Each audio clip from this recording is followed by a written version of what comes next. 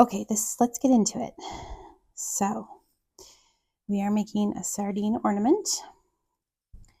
This is what it looks like. You've seen it because I showed it to you in my little intro part. But this, I'm going to show you a little bit more close up. The sardines actually, do come out. And they're stuffed, an eye on each side. And you could give more detail to this. They all come out though. This does not roll, but we've got some stitching. It's all hand stitched except that it could have a little bit of glue because I did alter the second time I made it. I don't have sardines in this one yet, but this is the second version. And what I did with this version is after, and I'll do it with these because I cut out, after I stitched on the base, I then, and I believe it's, yes, after I stitched on the detail on the side, I glued in this inner part, and that just gives this like a little bit more shape, help holding its shape, I guess. This one I feel like gets out of whack a little bit more, but yeah, so that's the addition, and I haven't added the tail or the sardines to this one yet. So let's get into it. The only thing I'm going to do real quick before I start is turn on my hot glue gun. So this is my own hand-drawn pattern, but I'm going to have a download for you, a free download on my website, and it'll be linked in this video of the pattern pieces. But if you don't want to do that, you could just cut them out, and I will tell you the dimensions. And there'll be a blog post with this pattern download so that you could just do the dimensions from that as well. These will be written down in there, I guess is what I'm trying to say. So this is 3 1/8 by 2 and it's like 3/16. It doesn't have to be exactly that. You can make it slightly bigger, slightly larger. The key is to have it be a very well proportioned rectangle like a sardine can, and then you just round the edges, and you're going to cut 2 of those for each can that you make. Then the sides of the can, you're going to cut one piece that's 3/4 of an inch tall by 10 inches long. And it doesn't have to be exact. Like you really need like 9 5/8, but I'll show you why I end up cutting it long. And these are a little bit longer than that even because I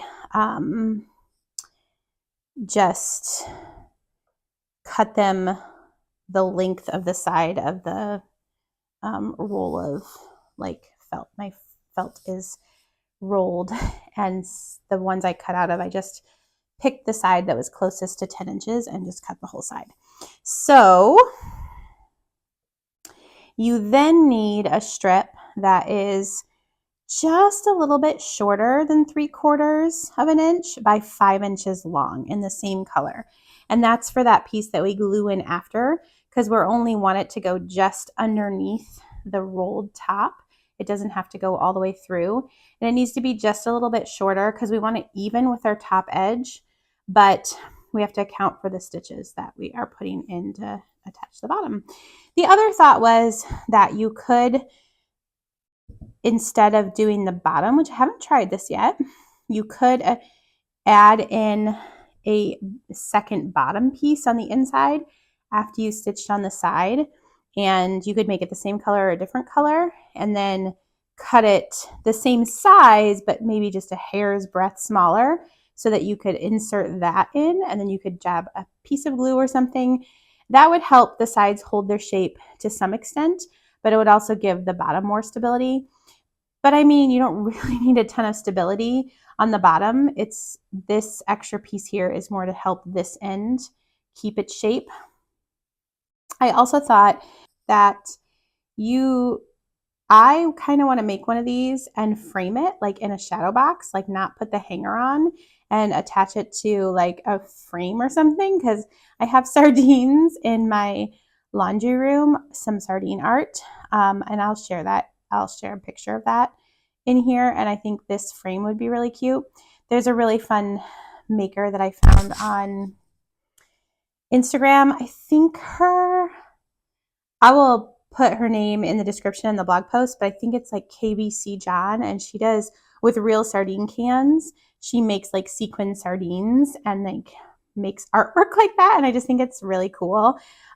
So that's a lot of fun. What you're gonna do to get started is you're gonna take your, I have 3 because I'm making these for friends.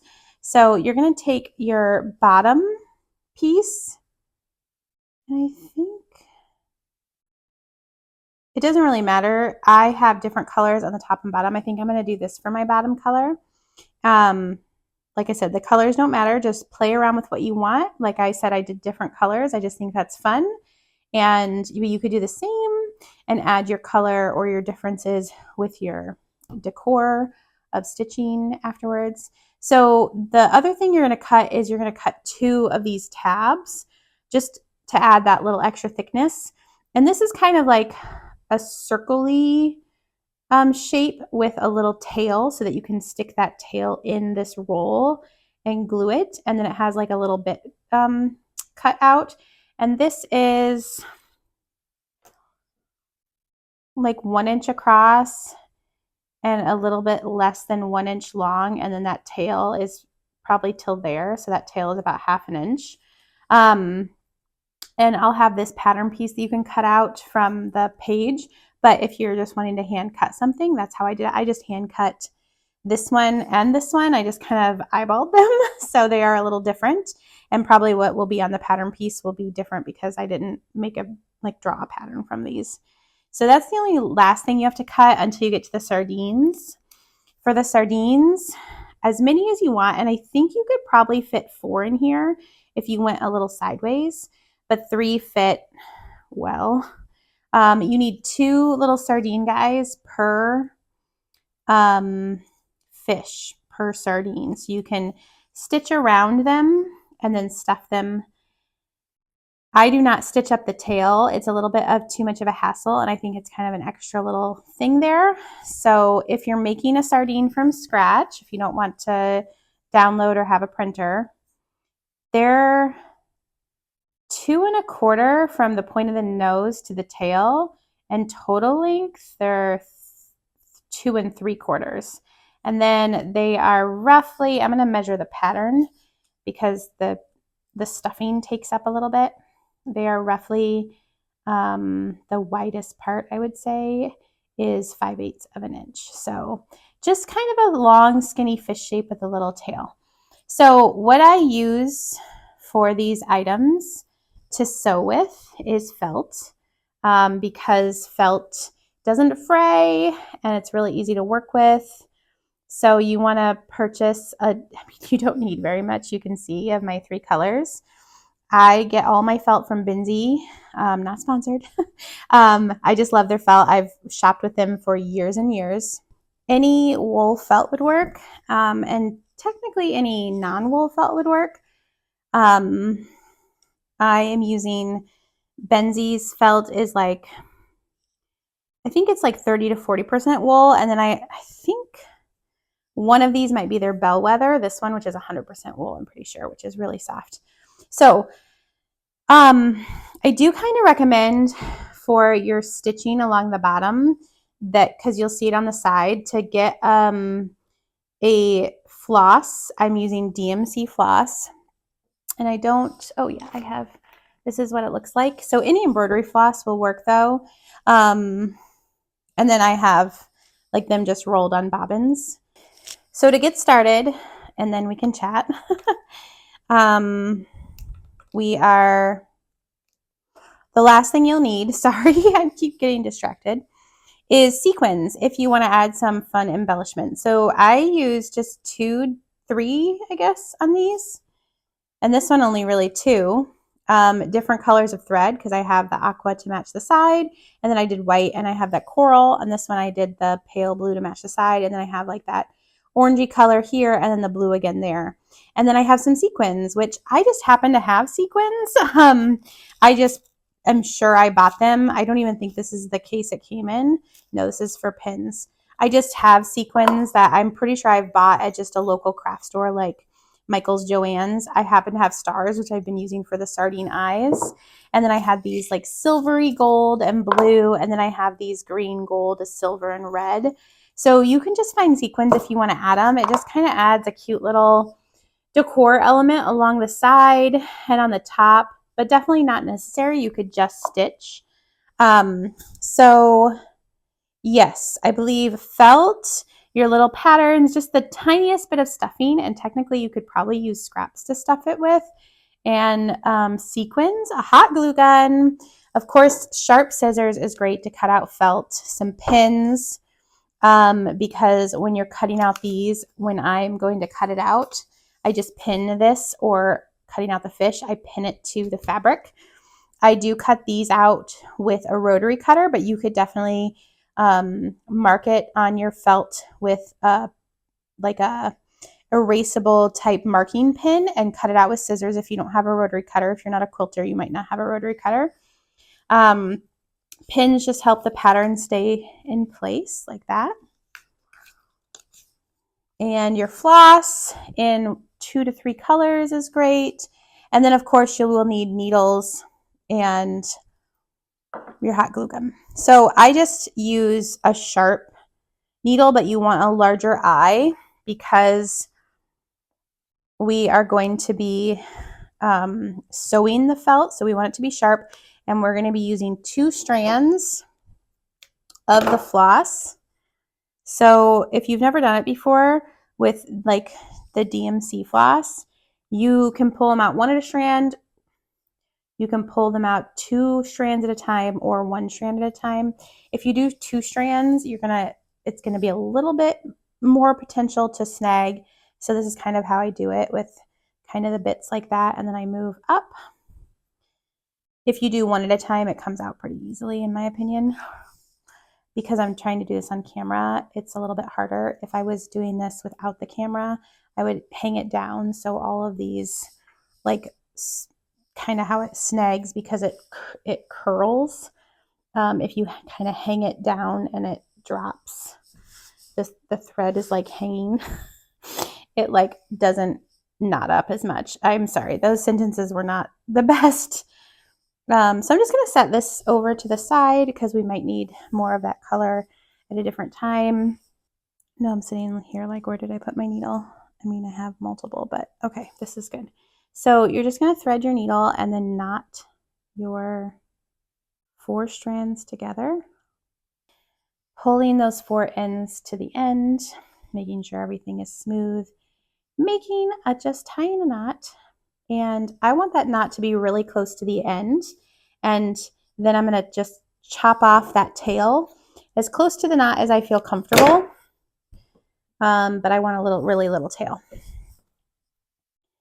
And so what I'm going to do is I'm going to start in the middle of one of the short ends on the back of the sardines. This is your sardine back.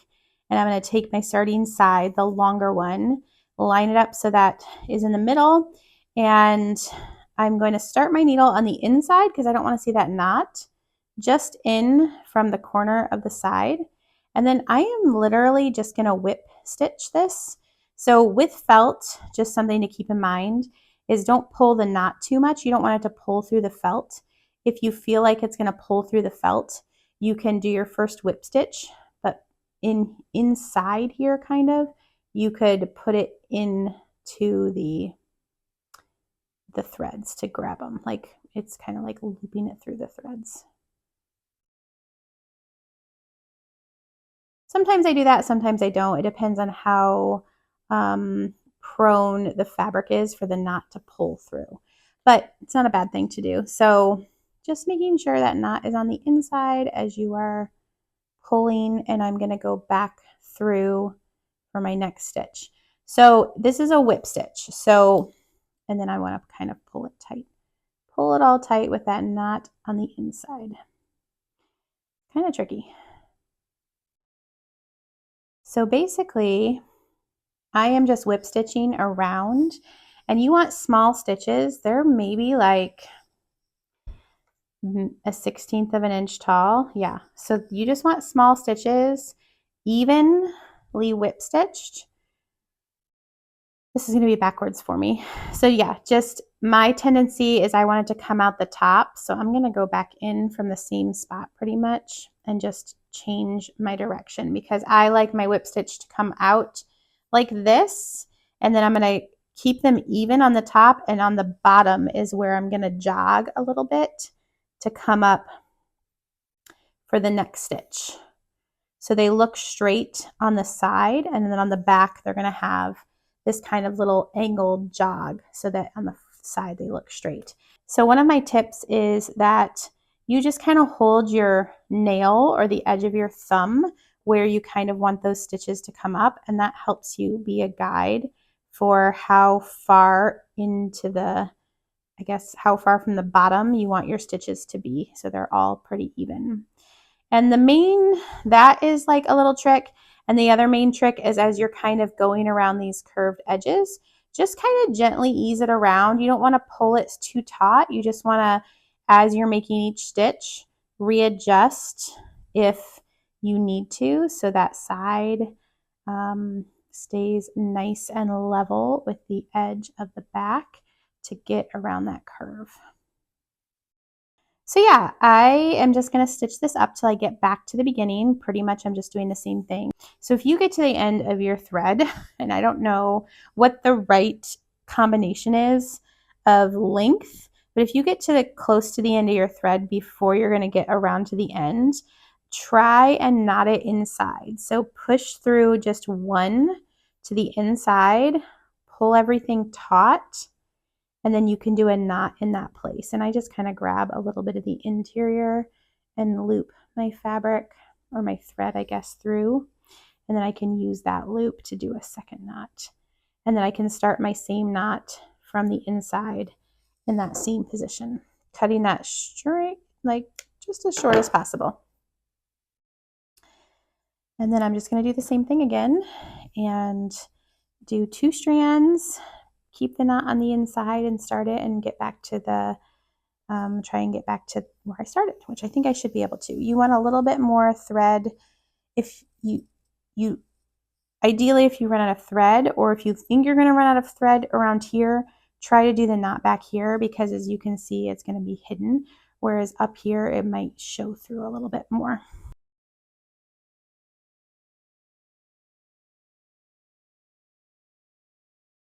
Okay, so we got back to the middle. So you can see that I have a few stitches left before I get to the end and how much longer this is. So if you cut it at 10 inches, you'll only be like this much longer. But this, I just, like I said, I cut to the end. So what I actually do, very scientific here, is I just butt my scissors right up next to the piece underneath and cut so they will butt up next to each other. And then you can see how I stitch just across it now. It's basically a whip stitch, except, so I'm going to do those last couple whip stitches to get this thread to be right in the center where I need it. And then I'm going to basically hold these butted up right next to each other and kind of just sew them together like I'm closing a gap, I guess. I don't know, like stitches? Is this how you would sew up stitches? That's gross.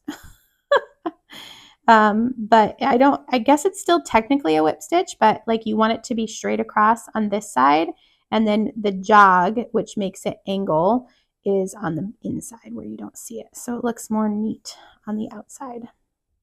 But you want those 2 ends to just be butted up right next to each other. You don't want them to overlap, because that will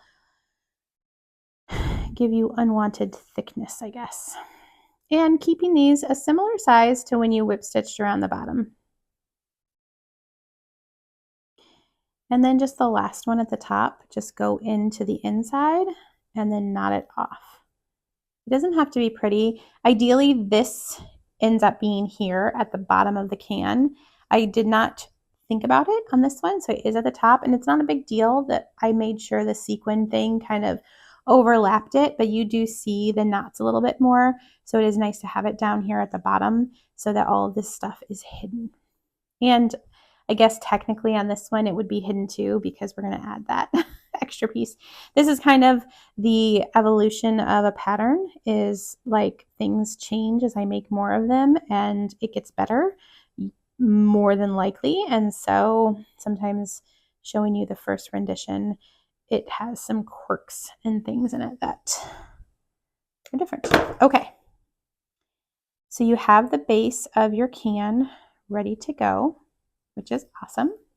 Here is the next step.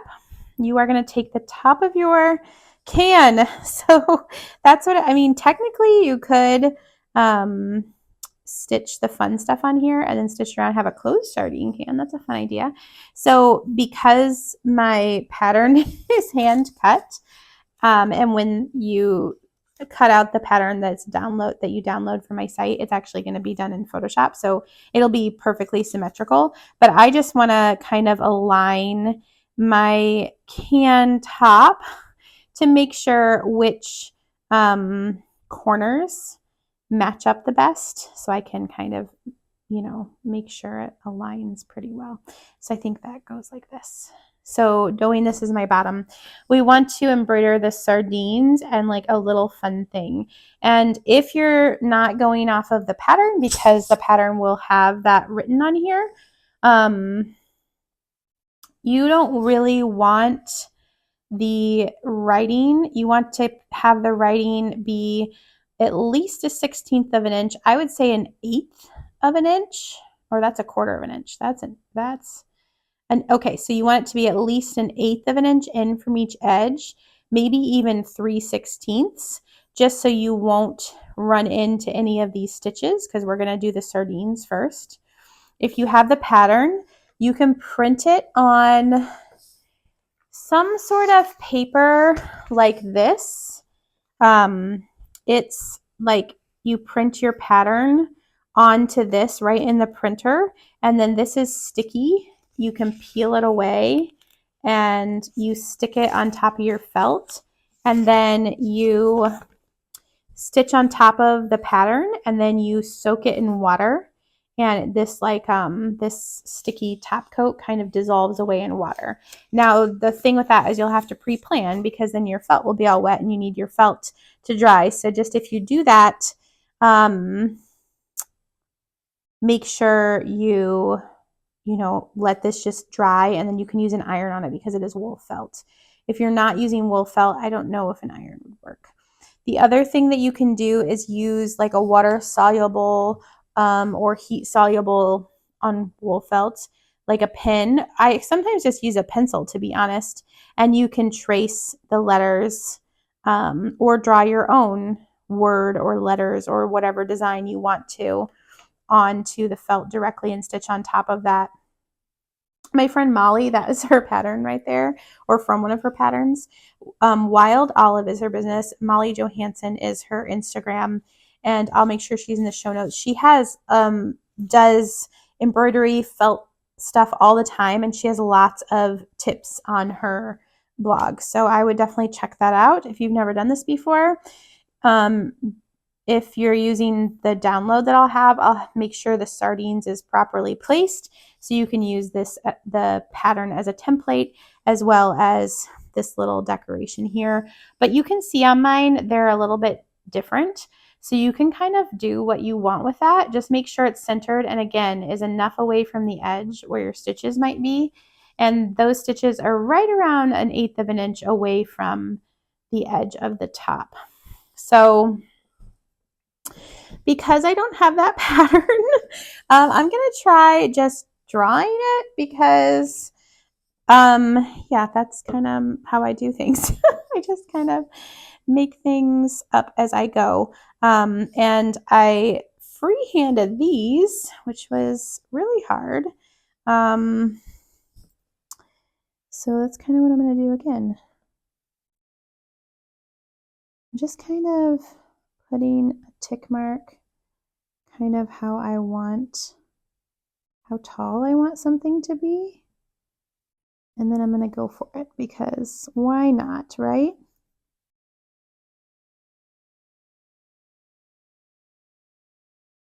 Sardines. So I'm going to stitch with a back stitch right on top of my letters. On this one, what color am I going to use? I feel like I need to use yellow. Okay, so yes, stitching your word sardine near the bottom across, like I have little tick marks there, but I don't think you're really going to notice that. You can erase a pencil from this, and then I'm going to do this little bit across with a different color, potentially the coral, and then I'm going to do the sides. So the sardines will probably take me the longest, so I'm going to stitch that up and show it. I'll show you a few stitches. Again, I'm just using 2 strands threaded through the needle, and then all 4 strands connected at the bottom and knotted. So it's technically 4 strands if you're not a put your ends together to knot them all together.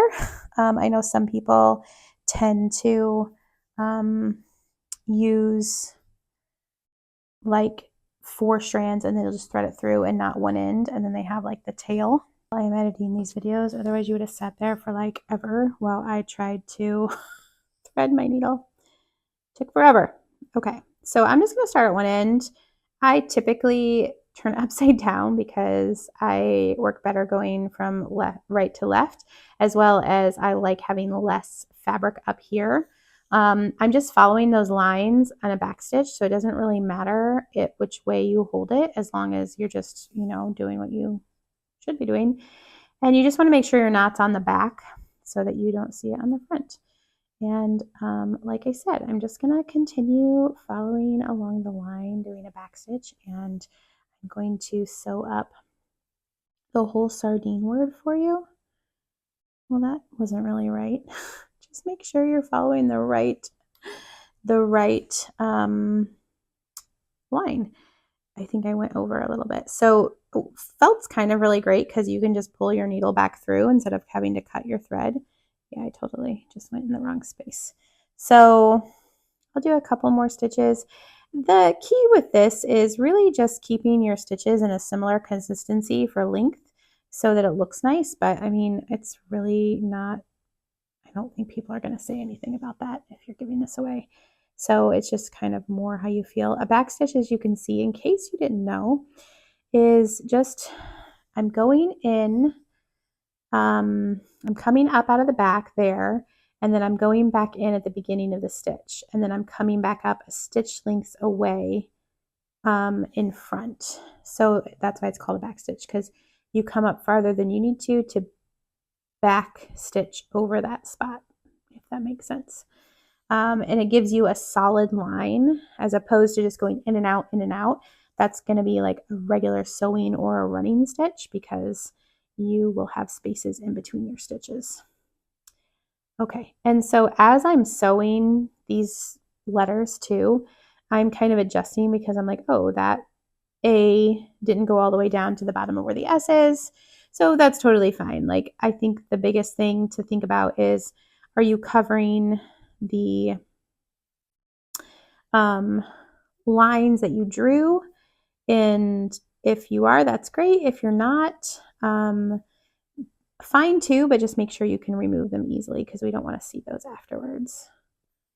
And that's another great reason that the like Solvay type material works so well. This is like a brand, the one that you can print on is Sulky Solvay, and I'll have that in the blog post, or you can actually use freezer paper too. And I believe Benzie recently shared just information on how to use freezer paper, but I've used freezer paper before, and you can either draw on it or print on it. Just make sure you cut freezer paper to the 8.5 by 11 or whatever size goes through your printer easily. And then you can print directly on it. But I believe you're supposed to print on the dull side so that you can iron the shiny side too. And that you can then stitch through and then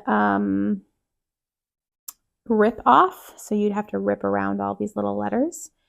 But another option if you have freezer paper hanging around. So there's my little A. Next I go on to the R.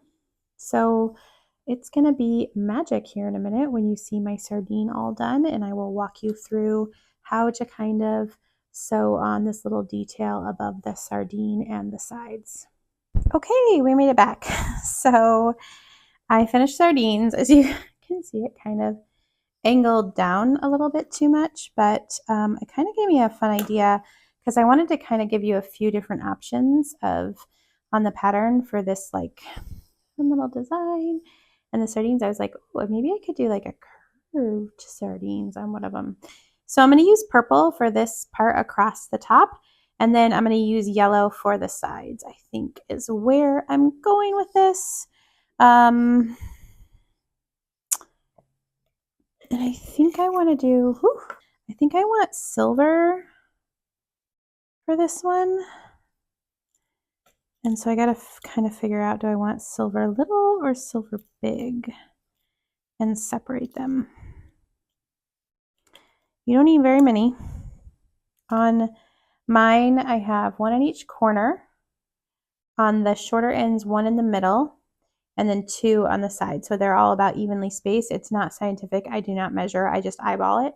And then I have one on the top. And this one I did blue on the sides and gold, like the silvery gold on the bottom. So I kind of think I'm going to do the bigger ones on the side and then the smaller, yeah, maybe the bigger one on the side. So I need 1, 2, 3, 4, 5, 6, 7, 8, 9, 10 large sequins and one small sequin. I've got my sequins for the side and for the top. And basically for the top, there's not really any scientific way to do this. I kind of go in half to press it so I can kind of know exactly where the middle is, so that I can put on the top sequin in the middle. And it's roughly 1/2 inch, slightly less than 1/2 inch, about 3/8 of an inch to the hole in the center to the top of the letters.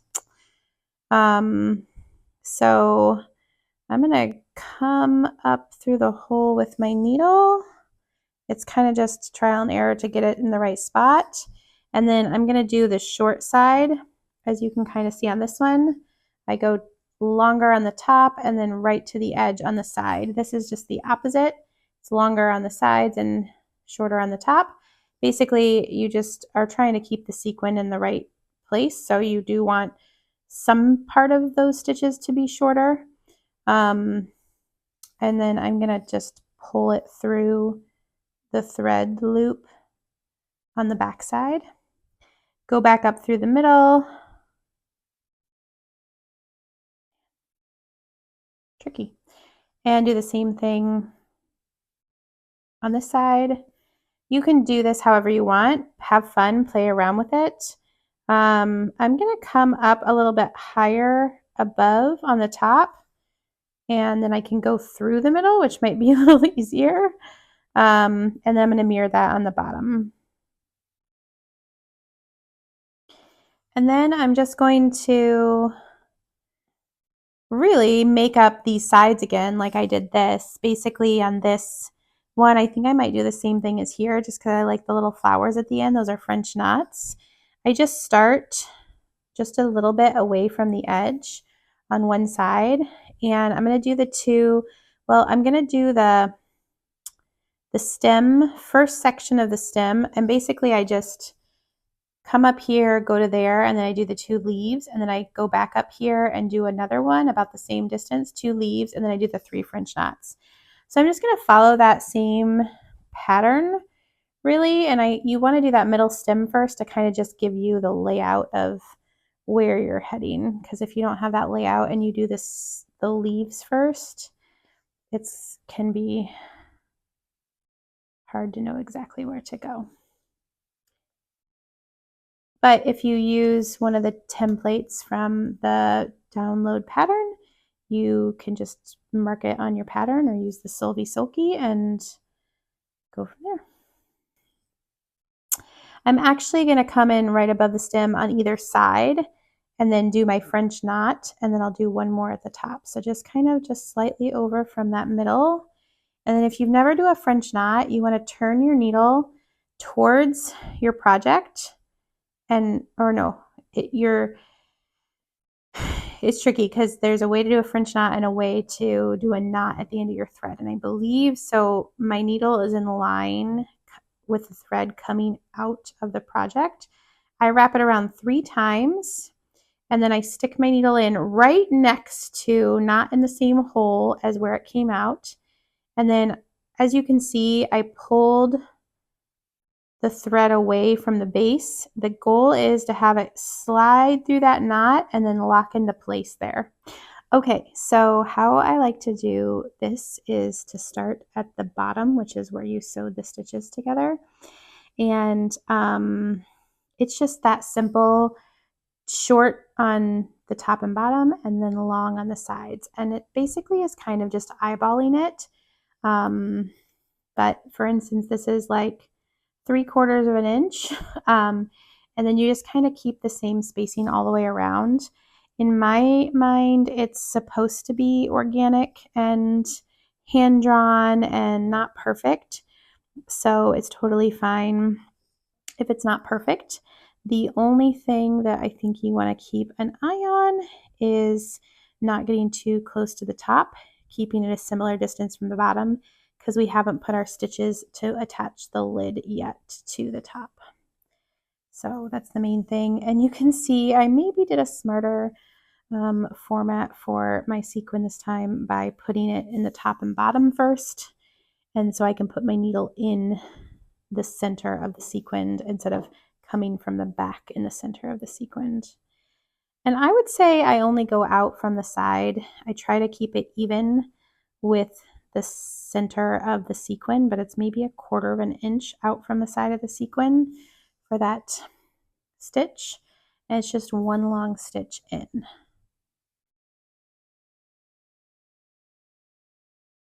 And again, you could do whatever you want on the sides. You could do a scallop. I've seen fun boxes that have like zigzags and then like a French knot on each side. You can look at sardine art and just, yeah, make a decision of whether you want to, what you want to put on the side there. For these corners, I do try and get right in the corner of that curve by folding it. And this one, I am going to go that way. So I come up the front, or I came out the middle and I went back in, but then I'm going to come down to the bottom and go back into the middle. So I'm have an easier path for my needle. If you're a little bit off, do not worry. I don't think it matters. And I think it's just beautiful no matter what. And nobody is going to see all 4 sides of your sardine can at one time. So with this center section, you kind of want to just hold and get an idea of where you want them, because you do want them to be relatively even spaced. And then you can just start on the next one and then go back and do that again for the next one over there. And then on the other side, it's a little bit easier because you can kind of use this side to guide you. So it's kind of nice. I am really bad at judging these corners, so it feels a little bit close together over here too. But again, like I said, I'm not overly concerned about that. The next step is to stitch on our sardine top. But first, I think I rolled it. So we need to make the little key and roll the top down. And I do this with hot glue. I just start at one corner and then I kind of do like a 1.5 roll. We want to be less space, like we don't want to hinder this space at all, but we want it to be kind of at an angle. So I kind of give you a guide on the pattern, but you can kind of play around with it. And once you have it kind of rolled into the spot, you can kind of unroll it a touch, put a dab of glue here, and roll it back up for that glue to set. And then you're gonna, once we finish the tab, we're gonna put a dip of glue on the end of the tab and stick it in there. So I'm gonna kind of get this rolled into shape. I've got my hot glue gun right over here and get that set. So you can kind of see, I do want it to kind of, it's tricky because you want it to be at an angle and you want it to kind of feel like it would a regular sardine can, but you also need it to like fully be glued down. So I think that's good. And I'm going to put a line of glue.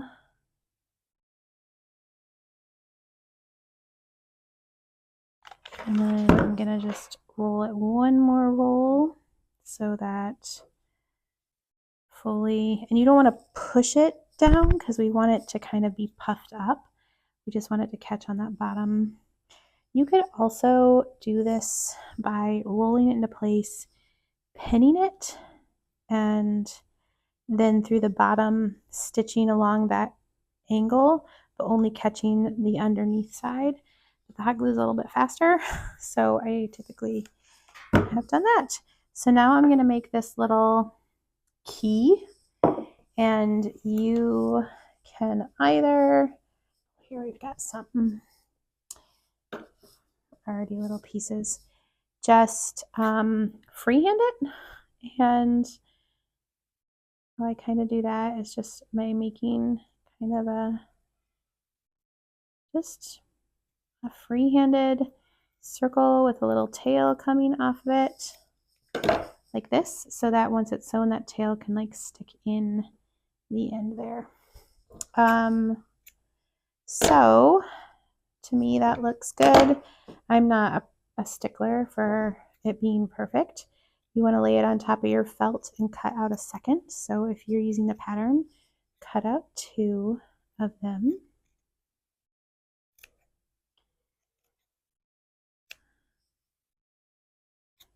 And then you're going to use thread to whip stitch around the edges. And before I do that, I'm going to cut my little hole in the middle, which if you have a pattern, follow the pattern, but this is kind of how I do it. I fold it in half, and maybe about a 1/4 inch from the base, I do a quick tick, and then another maybe 1/4 inch above. And then I have those 2 little slits in, and I can kind of shape the curve of what I want. The trick is to do the second one because you want it to be very much the same shape. So I'll lay it back on top and I'll fold in half to clip, and then I can open it up and insert my scissors into that clip and then kind of clip out by holding them together. So I'm clipping out the same sort of space in there. And you're going to whip stitch around these edges. It's a very quick little sew up, so I wouldn't be too concerned with this being perfect. As long as the top one looks nice, the bottom one looks a little bit janky. Doesn't really matter. Just 2 strands and then doubled over through the needle and knotted. I start at the bottom because then I don't really care if I see my knot because that's going to be stuck into the tube. And then I'm literally just randomly whip stitching around, and you want to keep your stitches even, but this is like the throwaway piece on a sardine can. There's a little tab, so I like it being slightly rustic because I think it lends to it. And then I'm gonna actually go through my layers to the middle. See how you don't see my needle, but you see my needle there. So I'm gonna just slide my needle through the layers, making sure I can't see it. And then I'm gonna come up in the front and make sure that tail doesn't, and then I'm going to whip stitch around the inside of my little guy too. And tugging these stitches kind of tight helps that inside kind of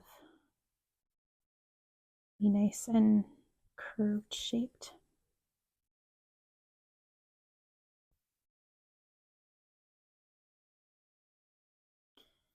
So pretty easy.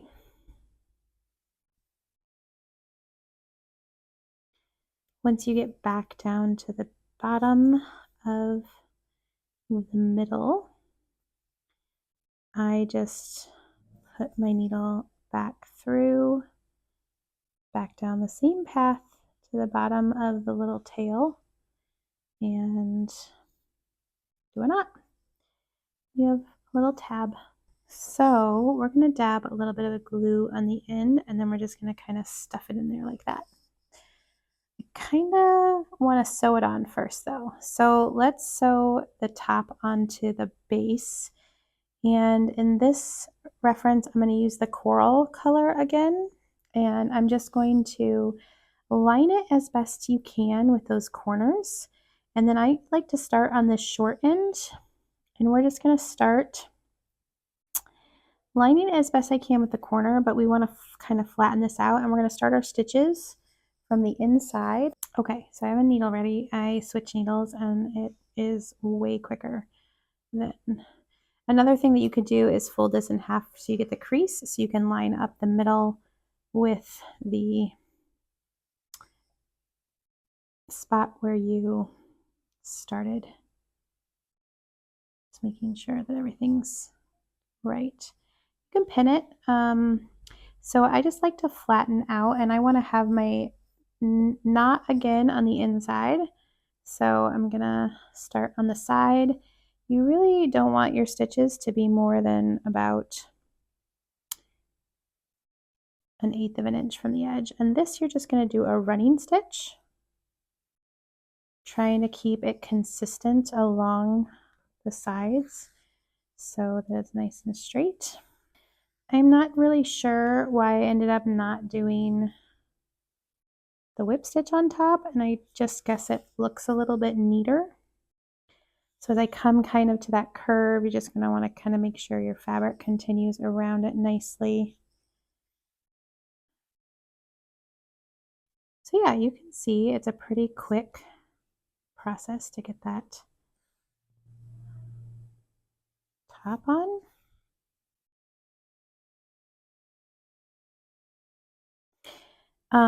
If you don't like to use hot glue, you could also use like any glue that holds felt. If you're a felt worker or you work with felt a lot, you might know. I think E6000 might work as a good glue for crafting. I don't use glue a ton, so I typically use hot glue unless it's, you know, not a circumstance I can use that.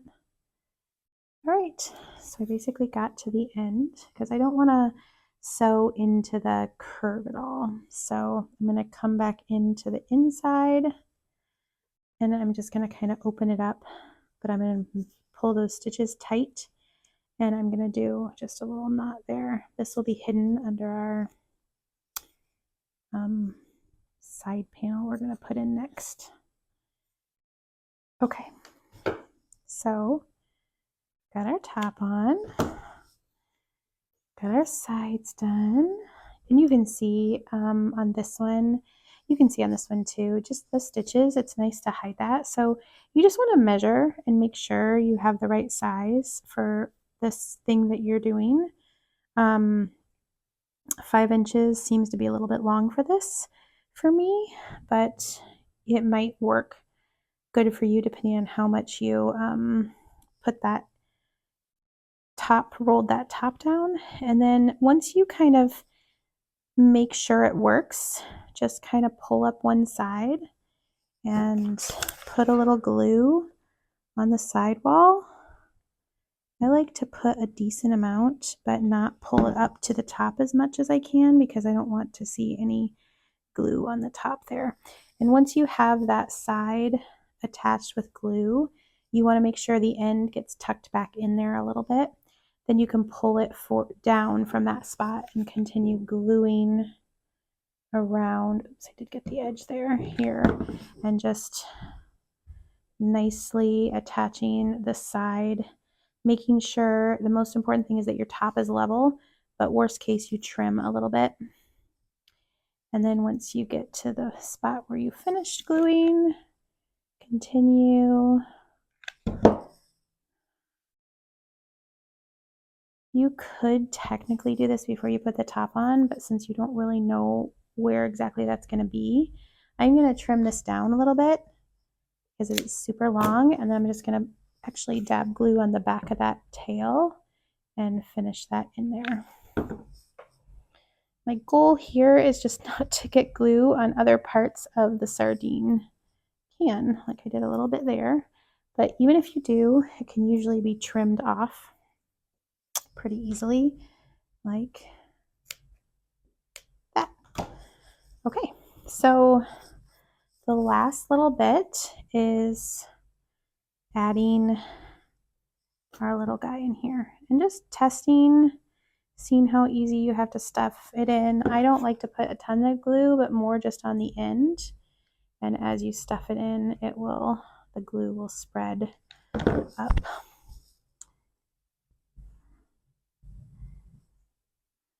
And then you have a little tin opener. I don't know, the key, it's the key, I think.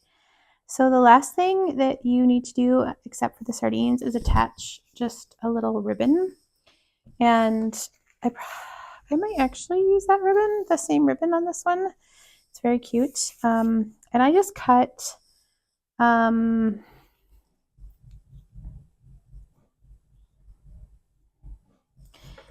just cut a ribbon that was maybe like 10 to 11 inches, and then I knotted it, and then I stitched it on the back. You could also glue it on the back, and you don't have to knot it. I realized later that I could have just overlapped the pieces and stitched. My only thing is that where I stitched it is I wanted to not see those stitches, so I actually didn't go through the back. This is a thicker felt, but you can just make sure that it's a little bit under which you should be. That's a little around the middle, that your stitches are under where the lid is. So that's kind of the last bit until the sardines happen. If you are not knotting it, you don't have to go as big.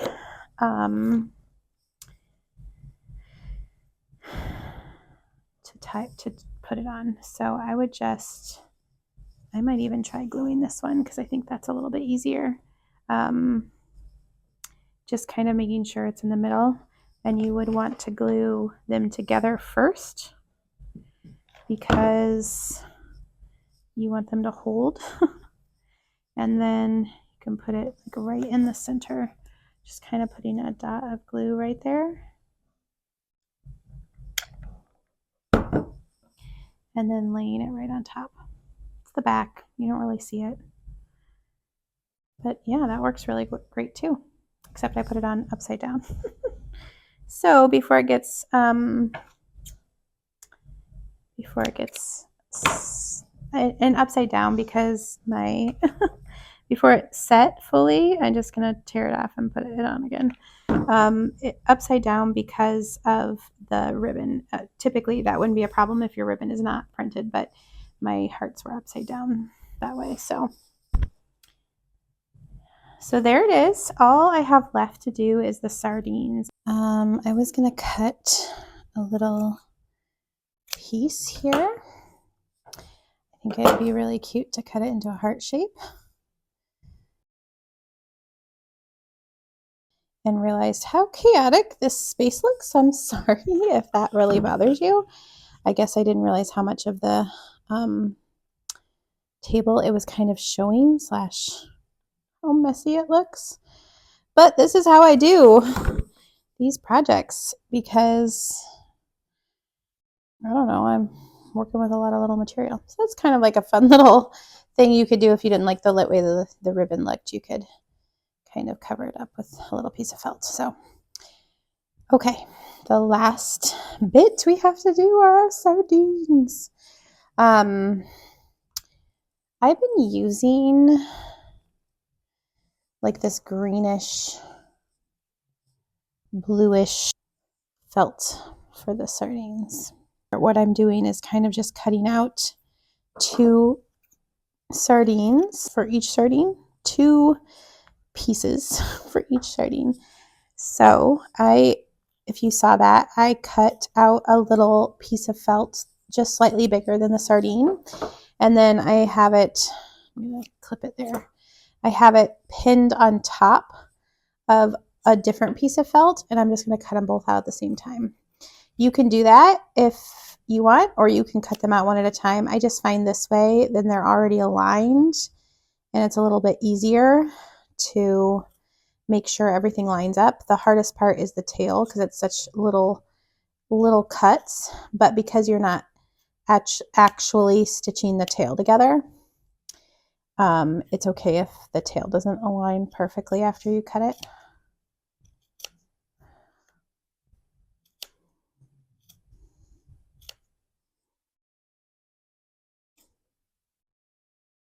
I know cutting is a hard part of making intricate designs for stuff like this. So that's another spot the freezer paper technique will come in handy, is if you would prefer to print these on freezer paper and iron the paper to the felt and then cut them out following the paper, and then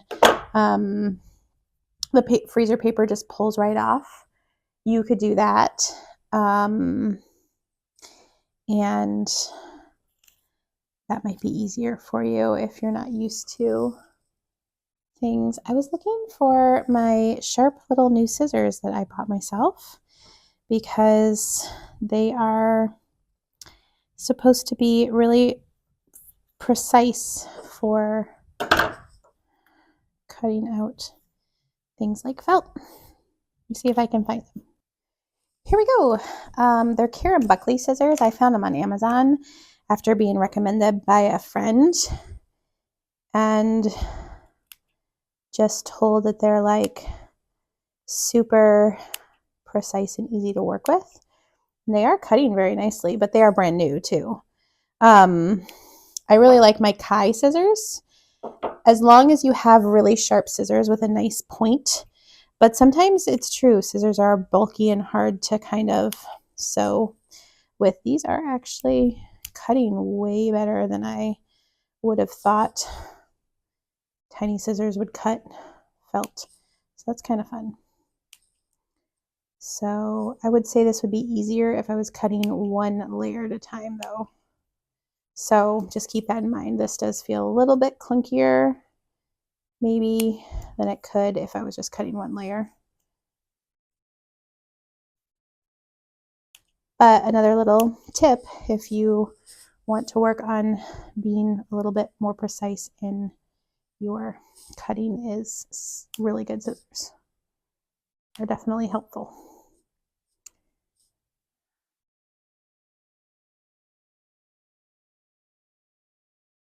That one's tricky. Cutting this way is easier, but it's such a small fiddly bit. Okay. 2 little sardines, and we'll fast forward to me having them all cut out. Okay, I cleaned up my space a little bit. I have sardines cut out. I cut out these both with you, and they are cut out with 2 at a time. And then I cut out these so that you could see the difference of 2 cut out separately. And the pattern does have a slight shape to it where it is not perfectly symmetrical. That there's a little bit more bottom than top for where the snout is. So just keep that in mind. And yeah, so that's a little bit different, but it's not too much if you're careful and take your time. I realized after I cut these out that I already had 3 cut out, which was really funny. So the other thing that I use for these is the star sequins for eyes, which you could use regular sequins too, or you could stitch an eye. You could also stitch scales on these. So whatever you want, really. But I actually put the eye on at the end. And I start somewhere in the middle up here because I do want to stuff it, or in the bottom is fine too. And I kind of like to start kind of where I would put the eye on or close to, so that if I have enough string when I get there, I can do that easily. And then I'm literally just going to whip stitch all the way around.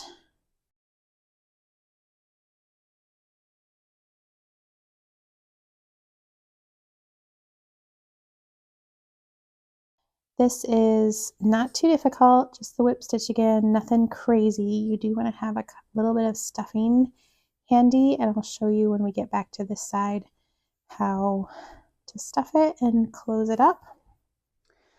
Okay, so when I went to edit this video, it cut off when I was doing the sardine, so I had to refilm this part.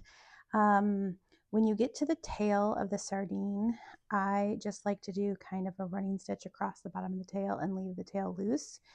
You could whip stitch around the exterior of the tail. It's kind of up to you.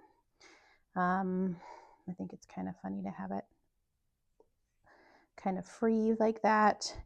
And then once you have like a little bit of an opening left, maybe like an inch of the body, you can just kind of put just the tiniest little bit of stuffing in, and just use something pointing to kind of get it up in the head. You do not need very much, and you're going to kind of use your fingers to guide it.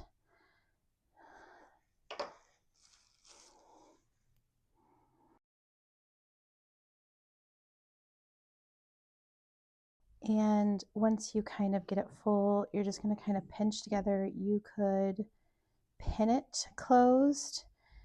If you feel like you have too much stuffing, definitely take some out. I'm just trying to make it work, and finish whip stitching up. You can always clip off along. That's usually what I do after I've sewn up a very full opening that has stuffing, is I'll clip any stuffing off. And I kind of ended where I started, which is towards the beginning.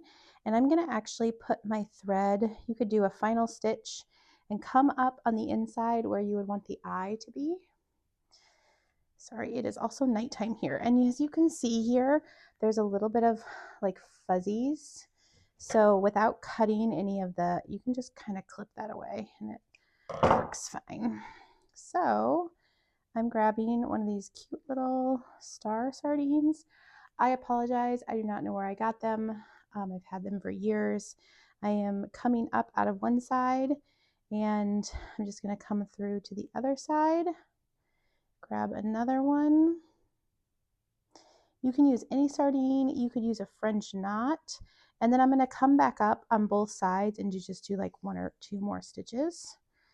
And because this is not like going to get used or touched much, I don't really even have to knot this thread to finish off. I'm just going to kind of pull it through the sardine and come out back here somewhere, and then I'm going to cut my thread. This is a little bit different shape sardine, but because I did the pattern and used the pattern, but they just kind of slide in, slide out, and you can see their little heads peeking from the sardine tin. It can fit, like it just fit 5, but I'd say 3 to 4 is pretty much what I would put in there.